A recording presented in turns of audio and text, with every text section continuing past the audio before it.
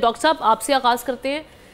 कल तो आप बता रहे थे, कल भी आपने ढके छुपे अंदाज में एक इशारतन बता दिया, लेकिन आज मैं फिर जानना चाहूँगी जो सीजे हैं चीफ जस्टिस ऑफ पाकिस्तान, उसके लिए कौन सा नाम इस वक्त आपको दिखाई दे रहा है कि जिसके इम्कानात रोशन है।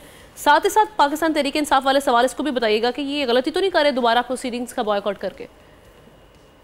बहुत शुक्रिया आपका।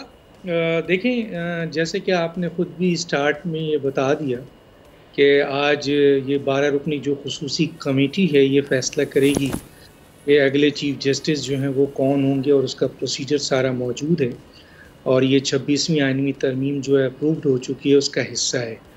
अब 3 नाम में आपने तीनों नाम ले लिया है। अब सवाल ये पैदा होता है कि अगर हम अपनी कैलकुलेशन करें या सोचें तो उसमें बज़ाहिर तो एक बात ज़ाहिर है कि अगर चीफ जस्टिस ये सीनियर मोस्ट मंसूर अली शाह या मुनीब साहब को लाना होता तो इतना ज़्यादा एक्सरसाइज करने की ज़रूरत ही नहीं थी, एक बात।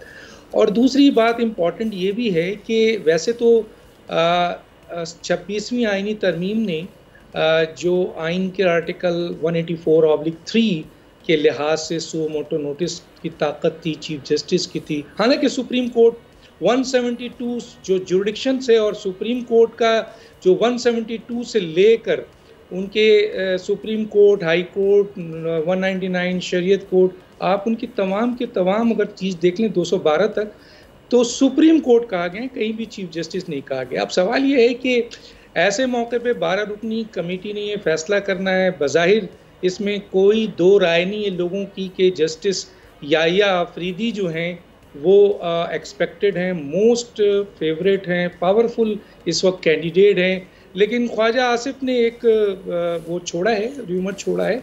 उनसे एक सवाल यही कर लिया जाता, अगर हमारे सामने होते तो हम तो ये सवाल कर लेते कि अगर वो नहीं हैं तो फिर ये 2 हैं, और अगर ये 2 हैं तो फिर आपने 26वीं तरमीम करनी की आपको क्या ज़रूरत थी भाई? इन्हीं को ये आ रहे थे, सीनियर मोस्ट थे, फिर इतनी जो आपने एक्सरसाइज की और इतना झगड़ा और इतना टेंशन और इतनी सारी चीज़ें हुई, वो सब गलत हो गई।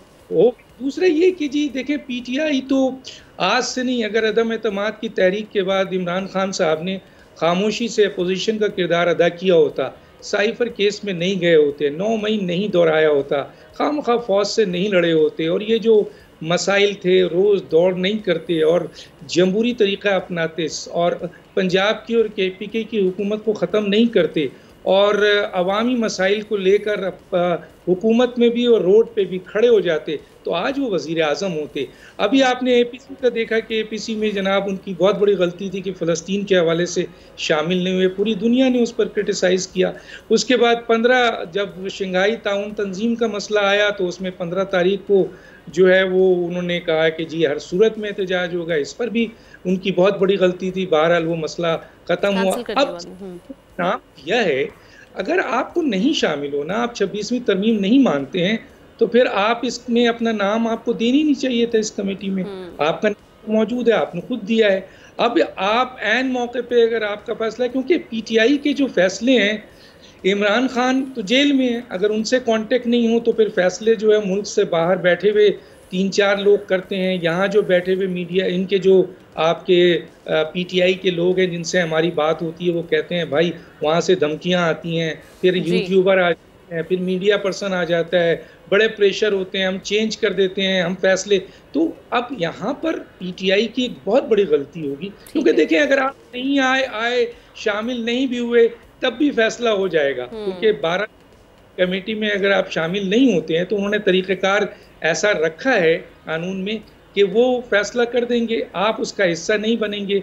लेकिन अगर आप 26वीं तरमीम नहीं मानते थे तो फिर आपको अपना नाम नहीं देना चाहिए था, इसमें आना ही चाहिए। और अगर आप इसमें भी शामिल नहीं होते हैं नाम दे के, क्योंकि आपकी तो नहीं चलेगी मर्जी, मसलन आप एक अपोजिशन का हिस्सा हैं और आपके वोट इतने नहीं हैं कि आप असरअंदाज हो सकें, लेकिन कम अज़ कम जमहूरी एक तरीक़ेकार के लिहाज से आपको इसका हिस्सा बनना चाहिए, अपनी जो रिजर्वेशन है वो रखना चाहिए, अपना वोट रखना चाहिए।